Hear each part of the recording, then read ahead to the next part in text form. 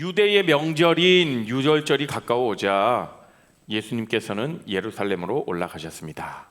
예수님께서는 성전들 안에서 소와 양과 비둘기를 팔고 있는 사람들과 또 상에 앉아서 돈을 바꿔주는 사람들을 보셨습니다. 예수님께서는 끈으로 채찍을 만들어 양과 소를 비롯하여 모든 짐승을 성전뜰에서 쫓아내셨습니다. 예수님께서는 돈 바꾸는 사람들의 상을 뒤엎으시고 그 사람들의 돈을 흩트리셨습니다. 그리고 비둘기를 파는 사람들에게 명령하셨습니다. 이것들을 여기서 치워라. 내 아버지의 집을 시장터로 만들지 마라. 이때 제자들은 성경에 주님의 집에 대한 나의 열심이 불처럼 나를 삼켜버렸다라고 기록된 것을 생각하였습니다. 유대인들은 예수님께 당신은 당신에게 이런 일들을 행할 권리가 있다고 증명할 무슨 표적을 하고 물었습니다. 예수님께서는 이 성전을 허물어라. 그러면 내가 3일 만에 이것을 다시 세우겠다라고 대답하셨습니다. 그러자 유대인들은 이 성전을 건축하는데 46년이 걸렸는데 당신이 3일 만에 다시 세우겠다는 겁니까? 라고 반문했습니다. 그러나 예수님께서 말씀하신 성전은 그분 자신의 몸을 가리키는 것이었습니다. 함께 읽습니다. 예수님께서 죽은 자들 가운데서 부활하신 후에 그분의 제자들은 예수님께서 이렇게 말씀하신 것을 기억하였고 그들은 성경과 예수님께서 하신 말씀을 믿었습니다. 아멘. 여러분, 예수님 하면 어떤 이미지가 떠오르세요? 예수님의 성품 잘 한번 떠올려 보시겠어요? 늘 언제나 인자하면 그 표정으로 웃고 계시고 그리고 예수님이 늘 언제나 우리를 품어주시고 안아주시고 자비로우시고 그런 예수님의 성품이 떠오르시죠. 그런데 오늘 본문은 평소 우리가 보던 예수님의 모습이 아니에요. 그렇게 우리가 평소 알고 있던 예수님의 그 인자하시고 자비로우시고 그런 온유한 성품에 반하여 오늘 본문에서는 채찍질을 하시면서 상을 둘러 엎으시며 분노하시는 그런 예수님의 모습이 보입니다. 사실 예수님께서 화를 내신 그런 부분이 성경에 많이 나와 있진 않아요. 거의 나오지 않죠. 그런데 무엇 때문에 오늘 본문에 이 상을 둘러 엎으실 만큼의 화를 내셨는가? 이 본문을 잘못 해석하게 되면요, 예수님도 다혈질의 모습이 있었다라고 그렇게 해석할 수도 있어요. 이건 조금 잘못된 해석입니다. 결코 예수님은 다혈질적으로 분노하신 게 아닙니다. 그리고 마치 이 상을 둘러 엎은 그 광경이 물건을 때려 부시고 물건을 다 집어 던지고 그런 거 있잖아요. 왜? 우리 아이가 달라졌어요. 뭐 아니면 또 갑자기 단어가 생각이 안 나네요. 금쪽이. 그런데 보면 아이들이 막 상을 막 뒤엎으면서 에이 안 해! 막 이런 예수님이 이런 분노가 아니라 명확하게 분노하셨지만 절제된 분노셨습니다.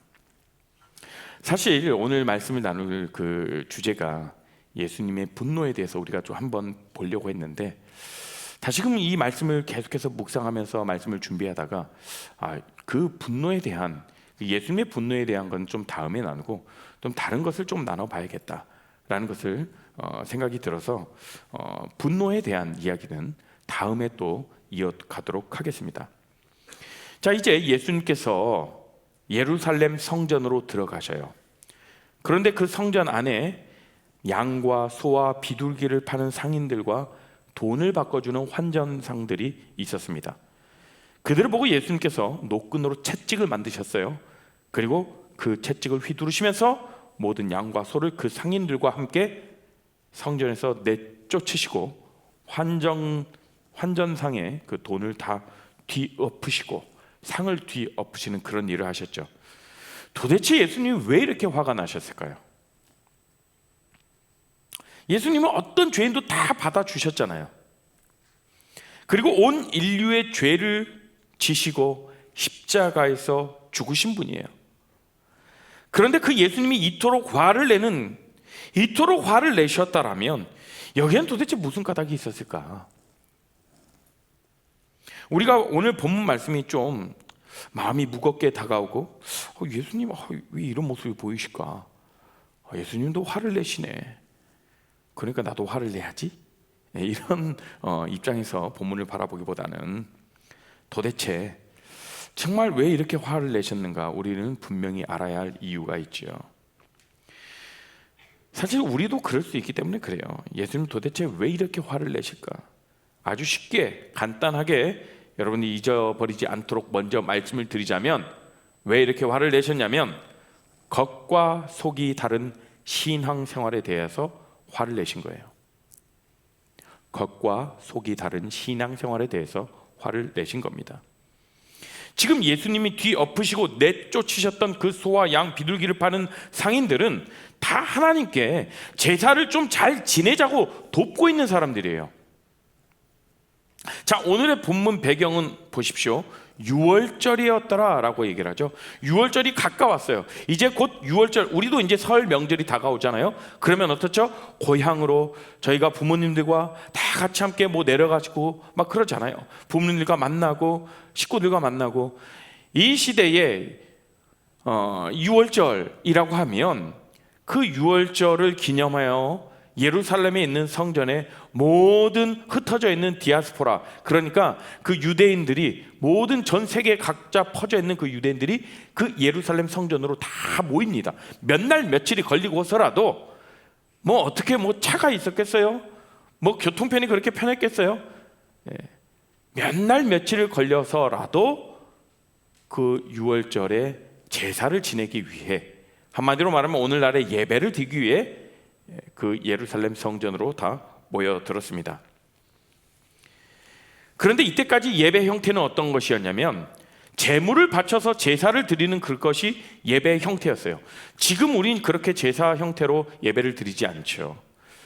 하나님께 제사를 드릴 때는요, 그 제물이 어떤 제물이어야 되냐면 흠 없는 제물이어야 돼요.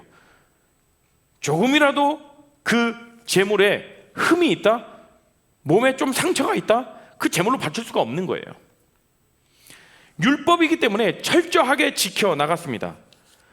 그러니까 아주 멀리 사는 사람들이 그 제물을 가지고 예루살렘까지 오는 동안에 갑자기 그 제물이, 그 짐승이 오다가 뾰족한 가시를 밟았어요.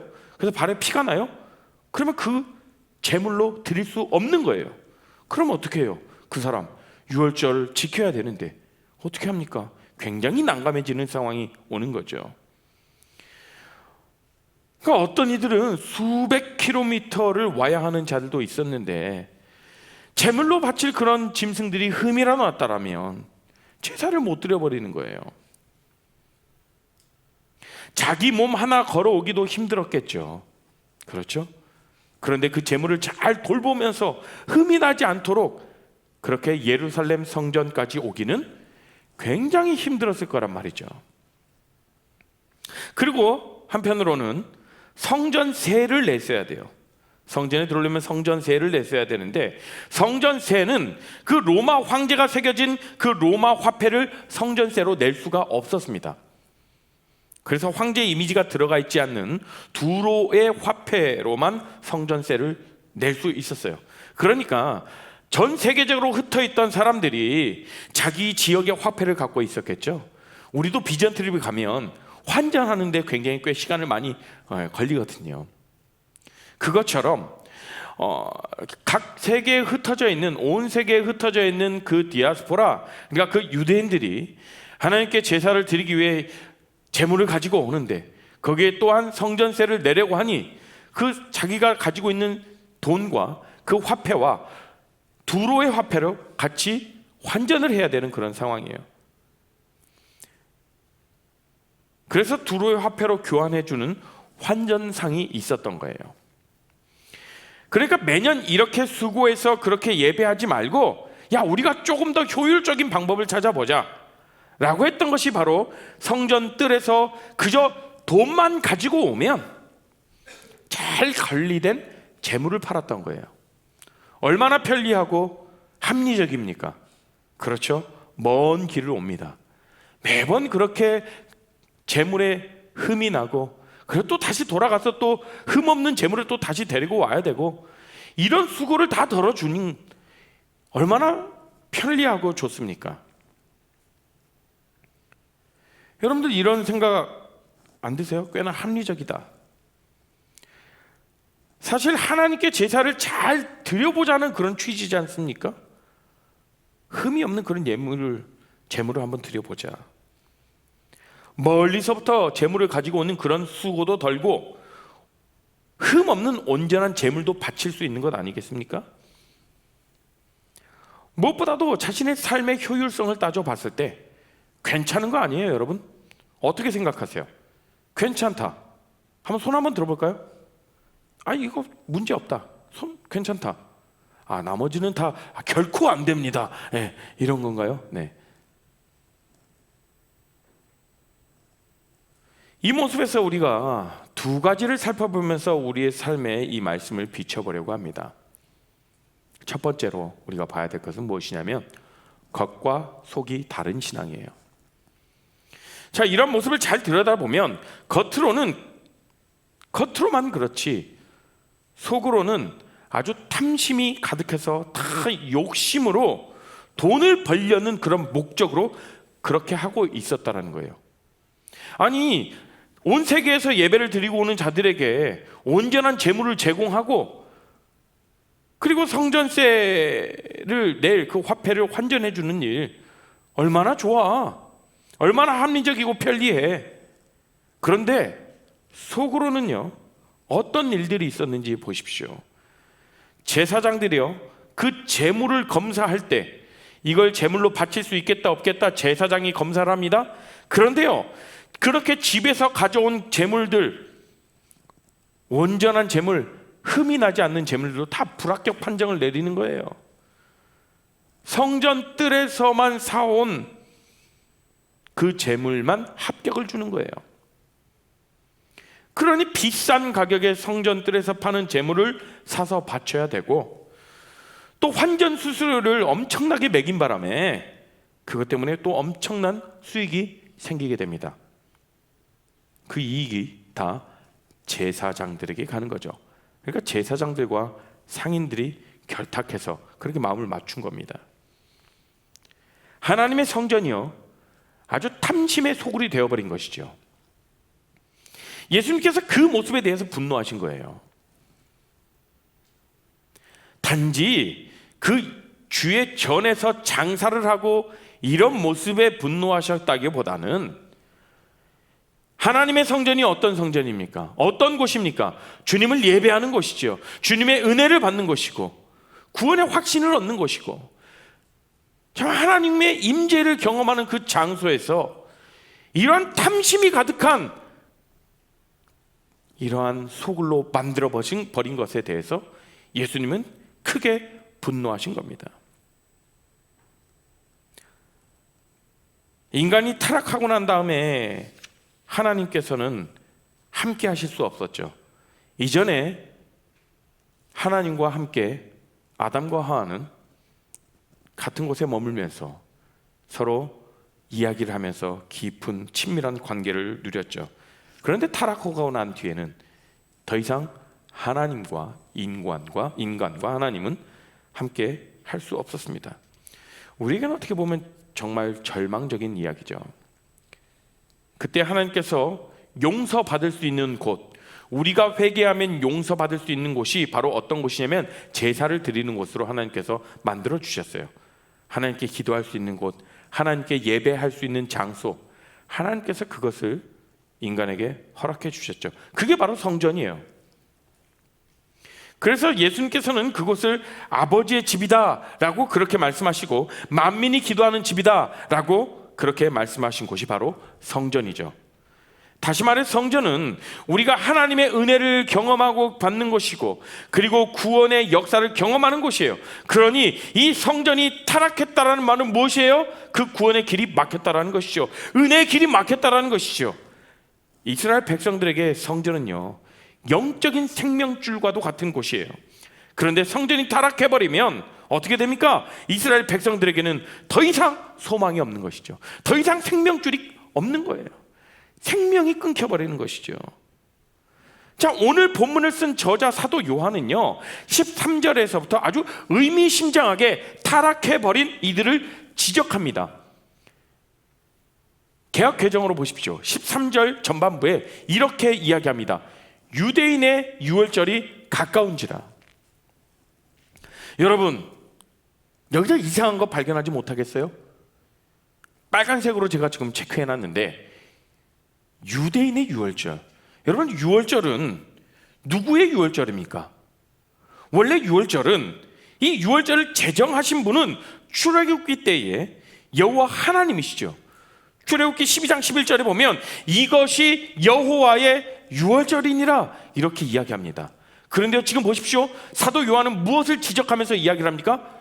유대인의 유월절이라고 하는 거예요. 그러니 원래 유월절의 주체는 누굽니까? 여호와 하나님이세요. 그런데 이들은 자기들의 유월절로 바꿔버렸다라는 것으로 요한은 이야기하고 싶었던 거죠. 여호와의 유월절, 이건 도대체 어디 사라져버렸냐? 유월절이 무엇입니까? 출애굽을 시키시고 그리고 그들을 건져내시고 선택받은 백성들을 구원하셨다라는 것을 기념하여 그날을 기념하는 것이 바로 유월절입니다.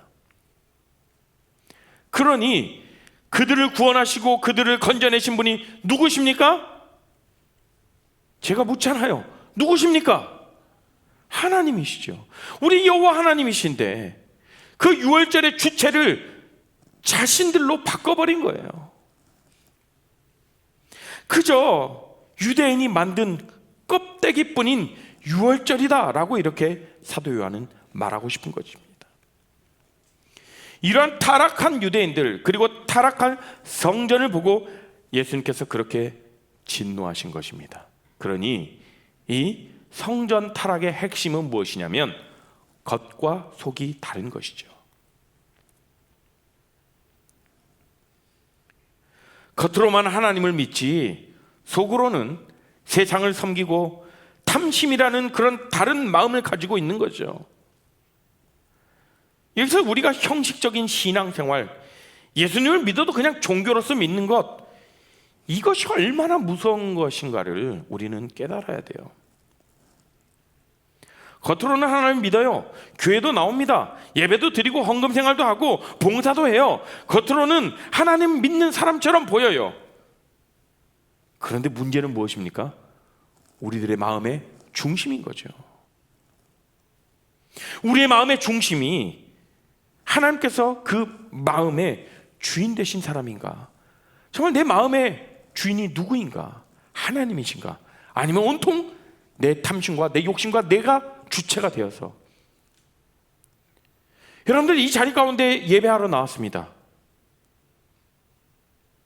혹여나 내가 주님을 예배하는데 온전히 주님만을 예배하러 나오지 않으셨습니까? 그러나 때로는 그냥 인간관계를 맺기 위해서, 때로는 내 의견이 반영되는 곳이니까, 때로는 내가 일하면서 내가 인정받는 곳이니까, 내가 의견을 이야기를 하면 어느 정도 잘 들어줘, 나를 잘 수용해줘, 나의 깊은 이야기를 할 수 있는 곳이야. 그저 교제의 자리로만 생각하며 나아오진 않는지 우리가 오늘 말씀을 통해서 돌아봤으면 좋겠어요. 어느샌가 모르게 이런 겉과 속이 다른 우리들의 모습을 보면서도 아무 거리낌 없이 신앙생활하고 있지 않은가 돌아보셨으면 좋겠습니다. 때로는 우리가 겉과 속이 다르다라는 것을 발견하고 깨달았음에도 불구하고 여전히 그냥 이런 습관적인 신앙생활을 하고 있지는 않은지,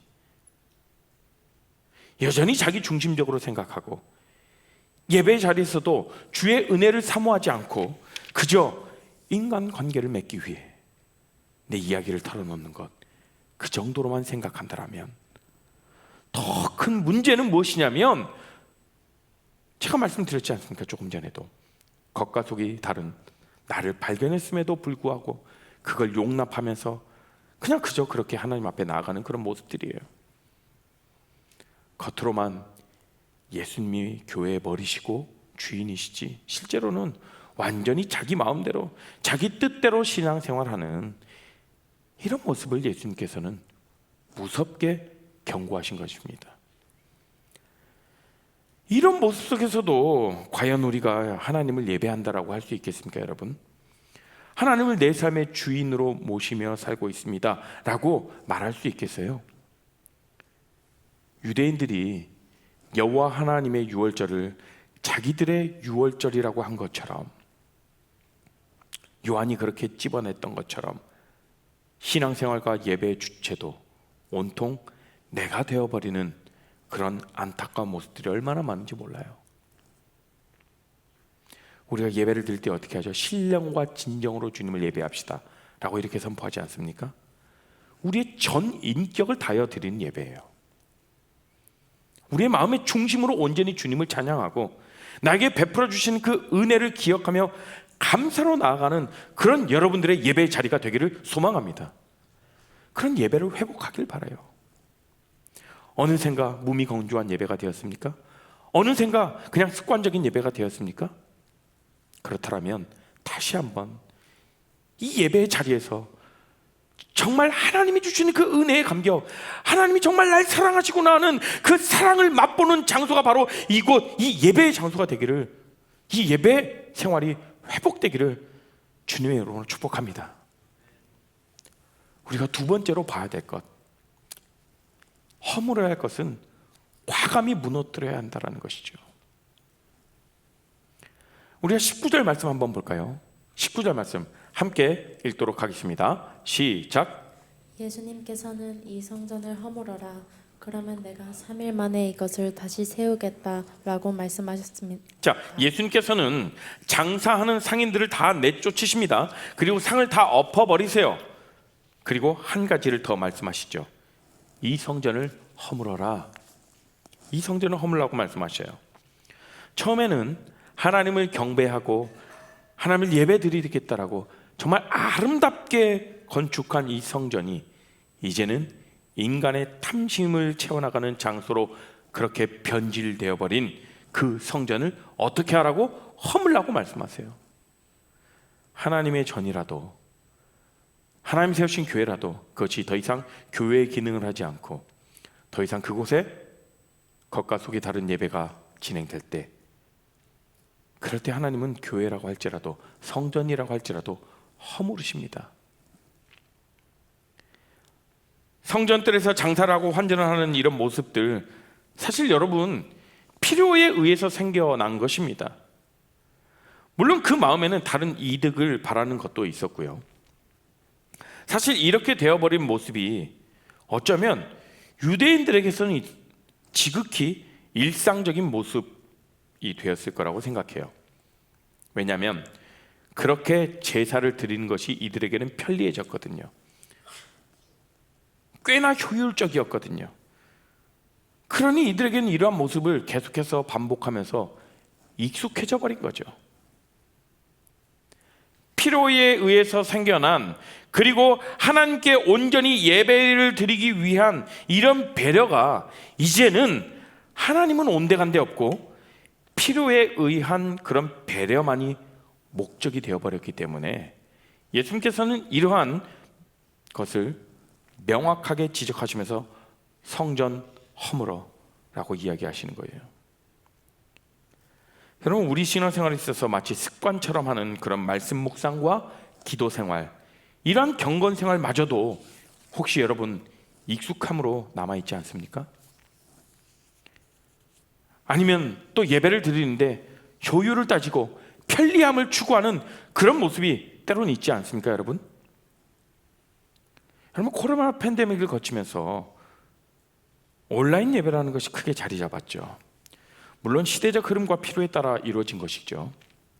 그러나 어느샌가 우리에게는 그 편리함이 익숙해져 버리고 함께 우리가 공동체로서 모여서 예배를 사모하는 그 마음이 없어져 버리고 그저 내가 그냥 혼자 방 안에서만 예배 드리면 되지, 하나님과 나와의 관계인데 라고 하는 그런 모습들. 여러분, 제가 온라인 예배를 결코 폄하하는 것은 절대 아닙니다. 우리의 마음의 중심을 말하는 거예요. 우리의 태도를 한번 살펴보자라는 거죠. 뿐만 아니라 우리 공동체 안에도 이렇게 습관처럼 익숙해져 버린 것들이 있진 않는지 우리 모두 좀 돌아봤으면 좋겠어요. 여러분, 이 시대는요, 효율을 따지는 시대죠. 더 편리한 것들을 찾는 데 급급한 그런 시대인 것 같습니다. 물론 합리적이고 편리한 것 좋죠. 그런데 하나님 앞에서 예배하는 것도, 우리의 신앙생활도 더 편리하고 더 효율성을 따지고 합리적인 것들을 찾아 나가는 것이 과연 정말 하나님을 온전히 예배하기 위함인가? 아니면 내 삶을 위한 것인가? 우리는 깊이 생각해 봐야 된다는 것이죠. 여러분, 길이 아닌 곳을 자꾸 다니잖아요? 그럼 그곳에 길이 만들어져요. 그래서 지름길이라는 것이 생기죠. 우리에게 편리하죠. 그 편리한 곳을 가다 보면 이제 길이 돼버리니까 익숙해지는 것이죠. 그 익숙한 길을 매일 반복해서 걸으면서 처음 그 길을 가면서 그 설렘과 감격, 이렇게 돌아가야 되는데 이렇게 가로질러서 길을 내서 내가 개척해서 정말 이 빠른 길을 발견했어, 빠른 길을 내가 개척했어, 얼마나 설레고 기뻐요. 그 감격이 있죠. 그런데요, 하루, 이틀, 며칠 더 반복해서 그 길을 가보십시오. 처음에 대한 그 감격과 그 기쁨이 여전히 남아있습니까? 아니요. 온데간데 사라졌어요. 그저 그렇게 우리에게 익숙해져 버리는 것이죠.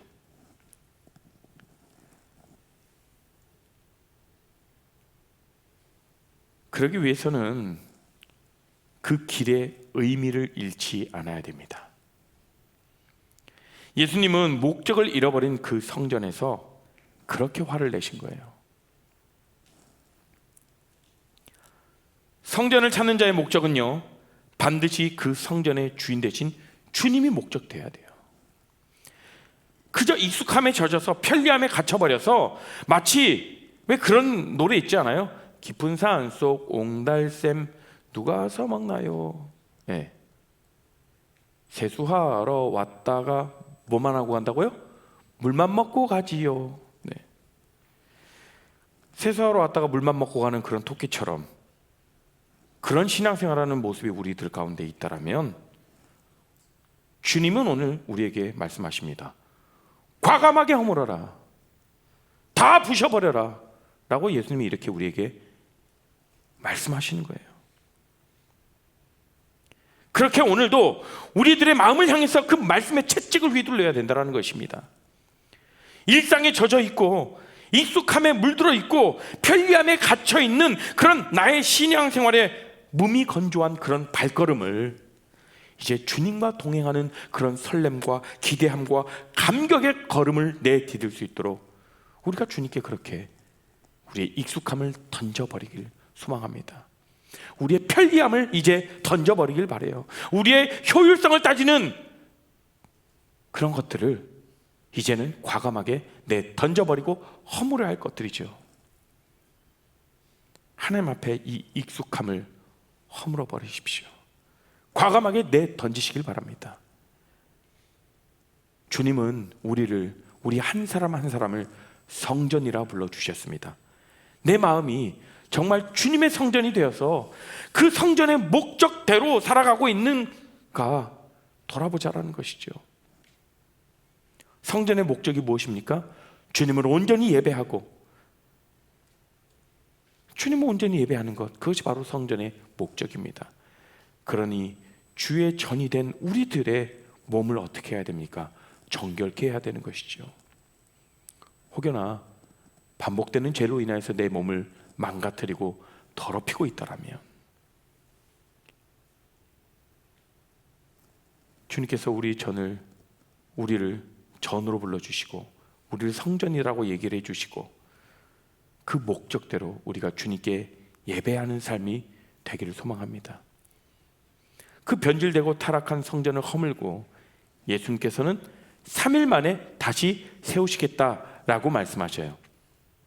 그런데 유대인들 못 알아먹죠.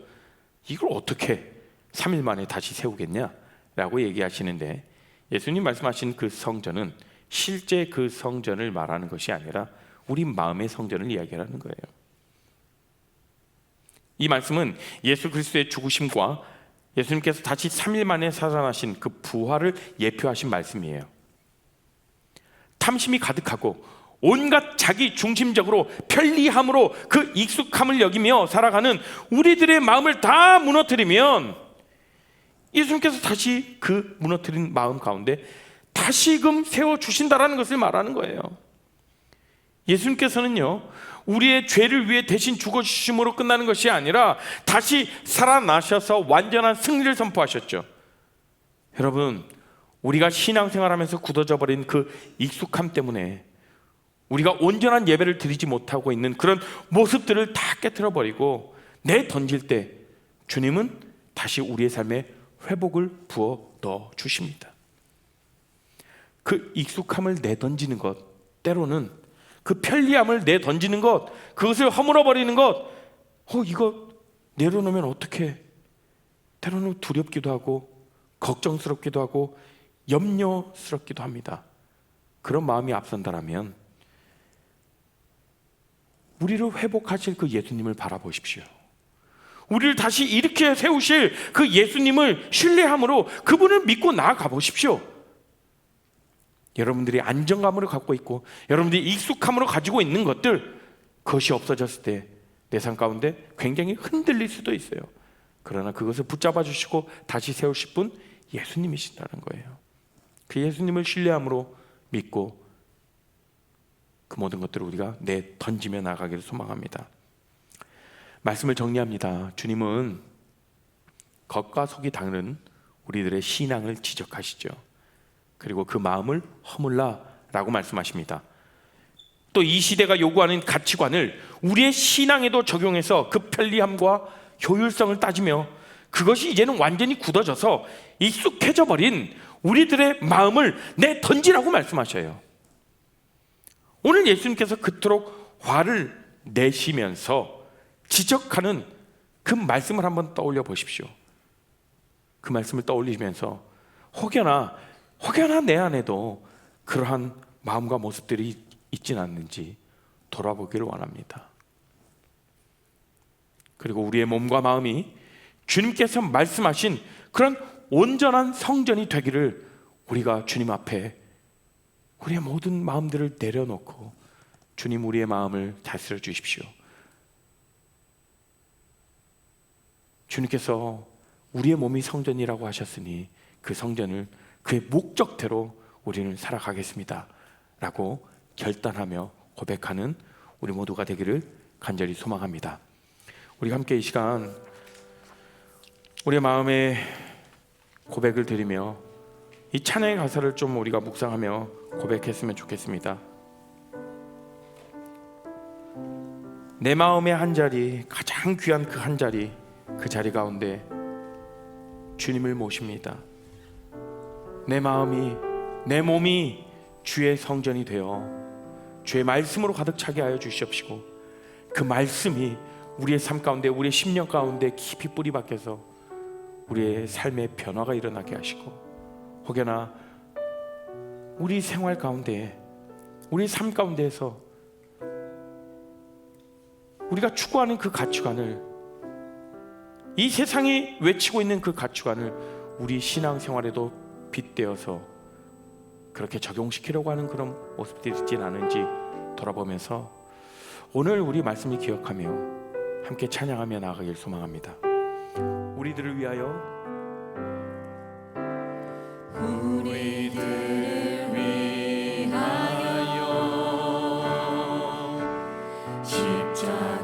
십자가에 못 박혀 우리의 모든 죄를 용서해 주시는 주님, 모든 죄를 용서하사 의인 삼아 주신 주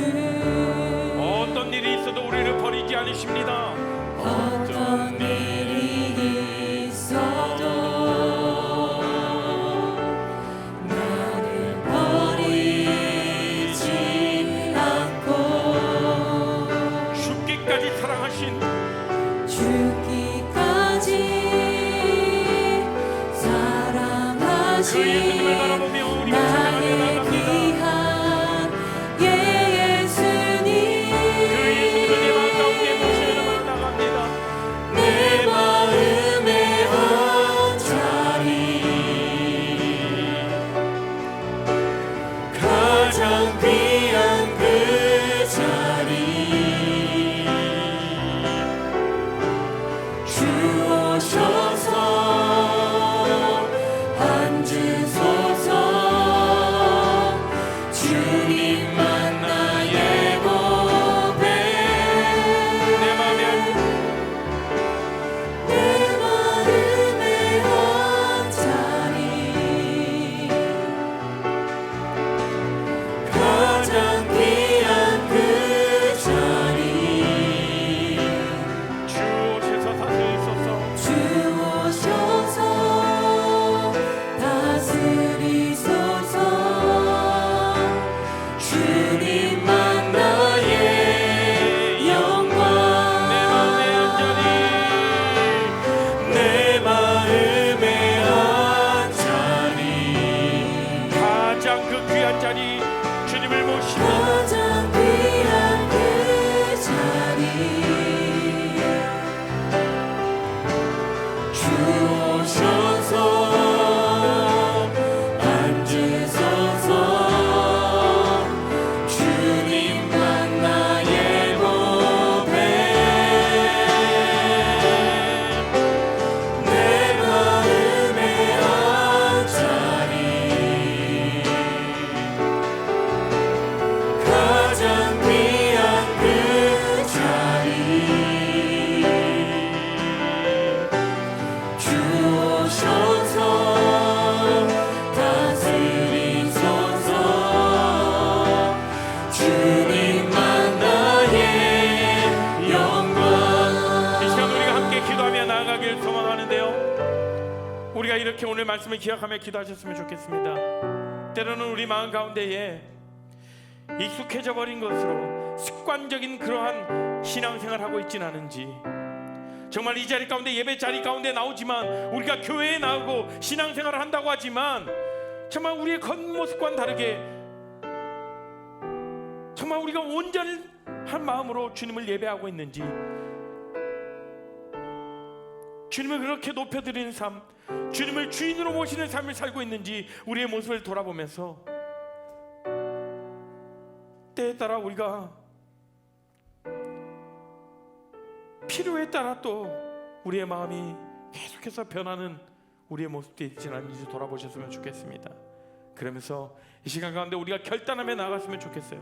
하나님, 정말 우리가 주님을 믿고 싶고 주님을 정말 친밀한 관계 가운데 나아가고 싶습니다. 그러나 우리의 삶의 현장에서는 그렇게 되지 않는 것이 사실입니다.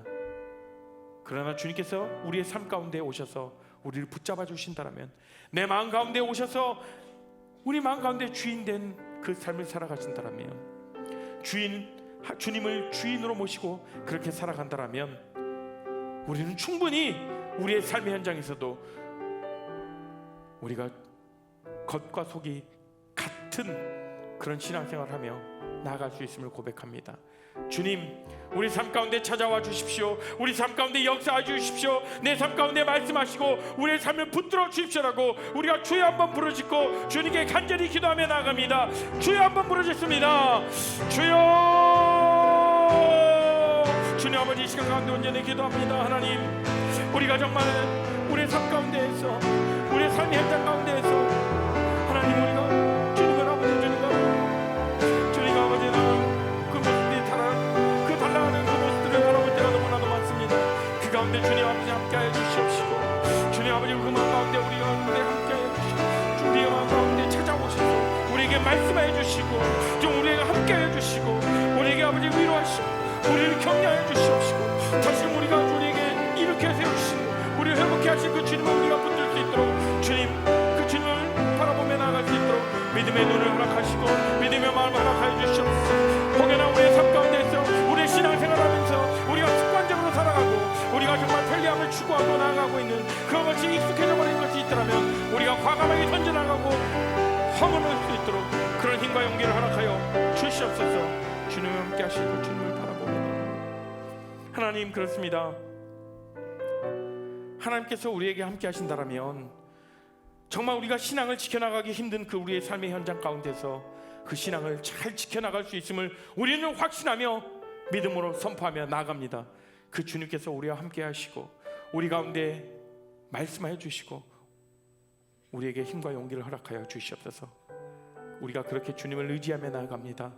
그래서 우리가 우리의 모습만, 겉모습만 크리스천이 아니라 정말 우리의 마음 중심이 하나님을 향하여 있는 그런 찐 크리스천이 될 수 있도록 우리의 몸을 온전히 주께 올려드리는 그런 귀한 성전이 될 수 있도록 주님 함께하여 주시옵소서. 이제는 예수 그리스도의 은혜와 하나님의 크신 사랑과 성령 하나님의 감화 교통하심이 예수님을 우리의 삶의 주인으로 모시며 살겠다라고 고백하고 습관적인 그런 신앙생활을 내어 던져버리고 다시금 주님과 동행하며 온전한 예배를 올려드리는 그런 삶을 살겠다라고 고백하는 우리 모든 귀한 청년들 가운데 그 가족과 그 직장과 또한 그 학업 가운데에 지금으로부터 영원토록 함께 하시기를 축원합나이다.